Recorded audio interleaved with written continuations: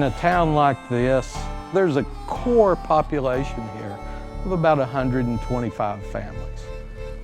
Every one of them knows what Jake's done. It's a small town, everybody knows everybody. Everybody treats you like family. Come Monday morning, we'll be in the bank here. Community will gather around and say, hey, I heard Jake ran a 150.4 this weekend. Somebody will say, I knew he was gonna break 150 this week. I guess he's just saving that for state. You hate to compare anybody to some of the legends in our sport, but when you're 6'4", there's a very obvious guy that, you know, I happened to grow up being my boyhood hero, and that was Jim Ryan. God blessed him with a lot of just natural ability, and he's got all the tools to be a great miler.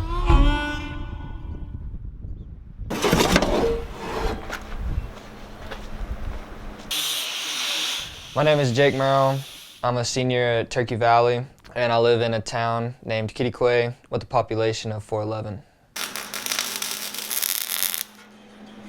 Outside of running and studying, what I mostly do around town is I like to work.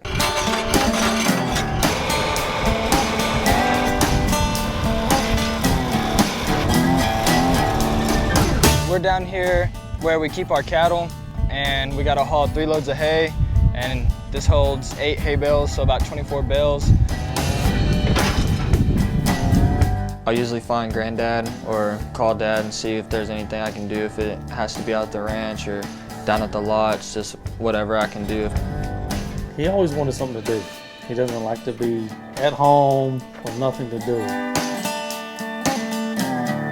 My mom and my dad have always worked hard, and it looks fun. I mean, it's not that fun, but it's better than sitting in the house. Jake's the whole package from, you know, the standpoint of just all the sports that he's done. In high school, I've played football, basketball, track, baseball, cross country, tennis one time, and that's it. Ability to go from football season to basketball season, mix in a little cross country in there, and then go straight to track. You know, there are not many athletes that can do that, and Jake's done it at an extremely high level across the board.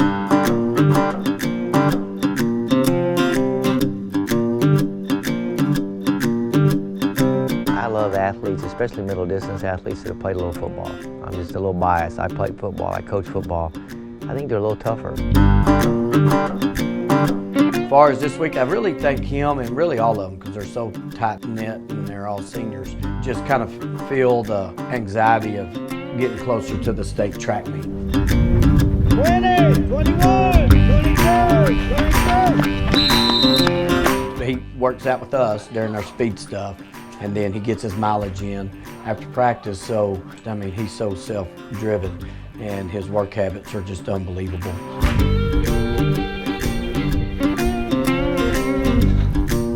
As a freshman, he was very new to the sport. We were naive parents to the sport. But to go to Austin and see him compete and actually end up winning the 800, that's when I actually realized he can do it. I didn't want to come back backtracking from my freshman year because then it looked like I got slower, got complacent, or got satisfied. So I just try to keep training harder, take track practice harder, try to do more work on my own. And then right out the box, I ran on 153. So when you run on 153, there's like, you can't run on 155 now, you know? So I just had to just keep on working.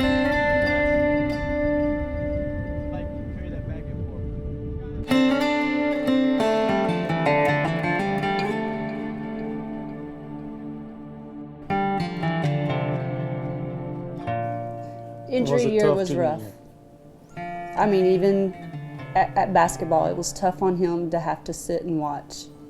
You know, came through the rough year last year with the injury, never quite got in shape. I don't think he ever felt like he got in shape. Several times he's asked, why can't I run as fast as I did my sophomore year? And he finally broke through that, and I think he'll go even further with it. He's crossed the plateau.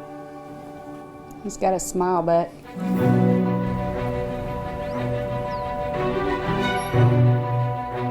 What what I've seen this year is that he's finding another level of confidence.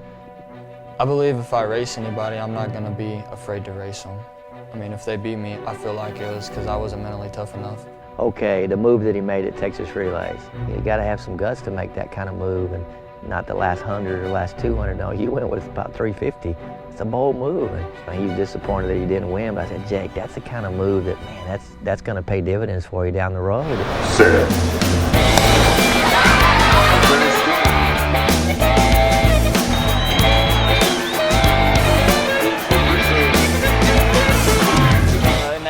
I was having a goal of 149. I think I fell short of it by a second and it's 0.7, but extremely blessed in that. And the 16, I was just trying to run for places, not really worrying about time.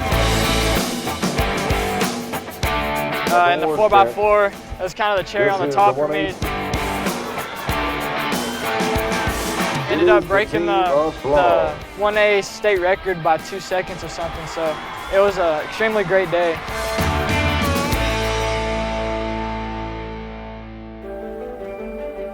Jake's impact on the community and especially the school has been remarkable.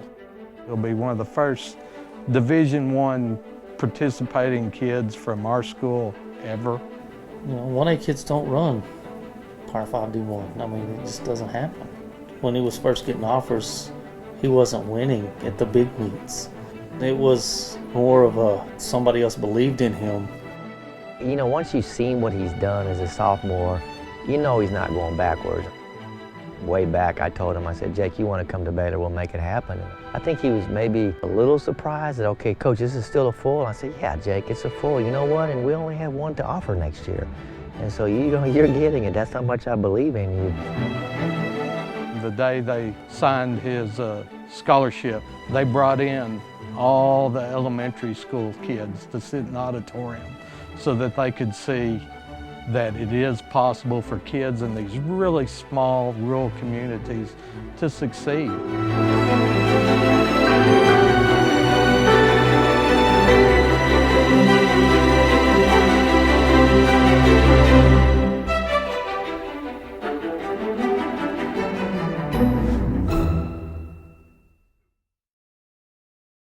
How did the Whisker Patrol not catch you with that mustache? Well, it's funny, the day I went back to school with this, 2 teachers and the superintendent and the principal told me you better shave that, and gave them a little puppy dog eyes, and was like, please let me keep it stashed for state. And they ended up letting me get away with it, but they said Monday when sports banquet rolls around, I'm clean shaven. I said no problem.